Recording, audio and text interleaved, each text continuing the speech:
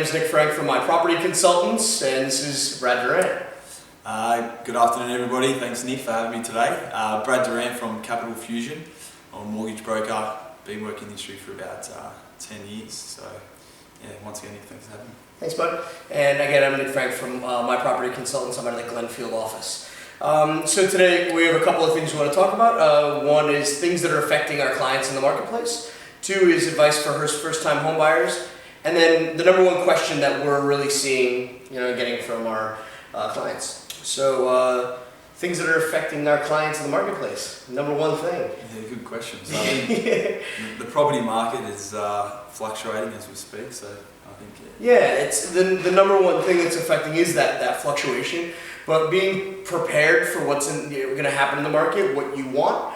Having a time frame and you prepare for it, having your finances in order, talking to a mortgage broker, being prepared for when you go to an open house, or you're starting to look in your search that you know what you can afford, what you can't afford, and how you're going to be ready when if something you like comes up and you go to that open house, you're able to make an educated choice on whether I should put an offer on it, not put an offer on it, and where you can afford and what you can't afford. Mm-hmm. That's right. So I think the number one thing is, especially with first home buyers, is going to a property without a pre-approval is basically going backwards. So first things first is going out there, getting your pre-approval done first before you actually go and look at the property, because you shouldn't be putting in an offer without that pre-approval first. So that's the main port of call when it comes to, especially first home buyers, going out there, having some comfortability around putting in an offer, because you find a lot of clients come to me,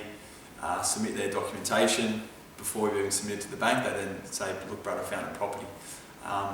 They can't put an offer in until they've actually got that pre-approval.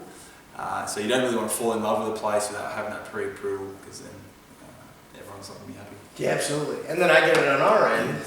They're not quite prepared for this house. We love it. We want it, Nick. And then, you have all the emotions that get tied up if you're not able to get it, because you're not pre-approved, or at the same point, you haven't spent time talking to a mortgage broker. And I, as a real estate agent, I always tell people, you need to get a second opinion. If you're going to your bank, talk to a mortgage broker, because talking to a mortgage broker is getting you that second opinion, really. And you're going to have the ability to have, as a mortgage broker, they'll be able to talk to more than one bank. So there's more than one opportunity out there that's probably going to work for you. That's right. So I think what Nick's saying there, I 100% agree with. Some clients come to me where they go directly to their bank and they're coming back and saying that their borrowing power may be only $600,000.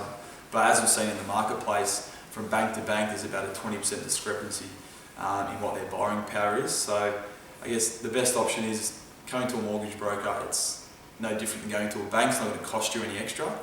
But we're able to look at different options that are out there available to you, because one bank may not be the best fit and you may be able to borrow more with another bank. Even going to things like clients that are earning overtime, some banks may only accept 50%, some of the banks accept 80%.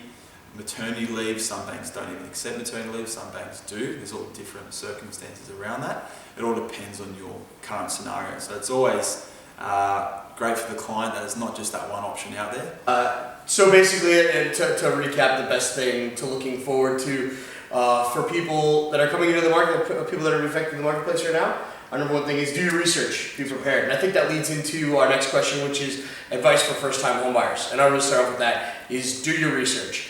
Talk to a mortgage broker, be prepared when you are coming to the marketplace, and being realistic. A lot of people want, as their first time home, they want to have, a big house, a big yard, the ability to, be in like the perfect area. And that's really important to know that not everyone can afford that. And being realistic with what your finances can hold. So knowing before you come to open houses, before you start looking at it, you've talked to a financial advisor, you've talked to a broker, you've had your stuff lined up, and then you start doing research kind of on areas. Where do you guys want to live? Are you a first-time home buyer? Are children going to be in the near future? Are they going to need to be going to schools? What are the schools like in the area? What are your distance to the shops? Transport maybe. If you're traveling to and from the city, do you need to be able to, get to a train, or do you need to have, mass transportation in somewhere area? Your distance to and from the motorway, the highways, and where that's going to be affected. Traffic. All these things are important to what you decide as your first home. So doing that research before, being prepared is a good thing, and being ready. So when you come in and you find the first house, like Brad was saying, your perfect house, you're set up and you're ready and you have what you need to do, as far as finances, and you're prepared with this is the area that we do want to live in.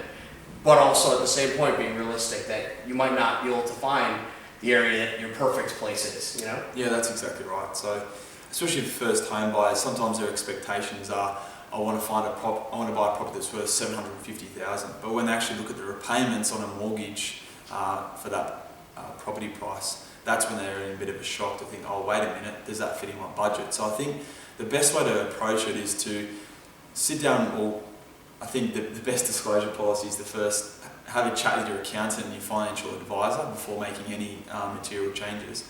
But then sitting down with the broker, working out what is affordable for you, and then sort of working backwards as to, you may be able to borrow $700,000, but you want your mortgage repayment to only be maybe $600 a week. So we may have to bring the mortgage back a little bit, which then may change your expectations of the property price that you'd be looking at out there. So, So again, be realistic and be prepared. Third question, the number one question we're being asked, and our response, I think the number one question that I'm getting is, where should I buy? Where's the best place for me to buy a house? I think everybody wants to know that. Yeah, everyone wants to know. It's a key. I mean, I wish I had rainbow unicorns that I could give to everyone in a perfect world.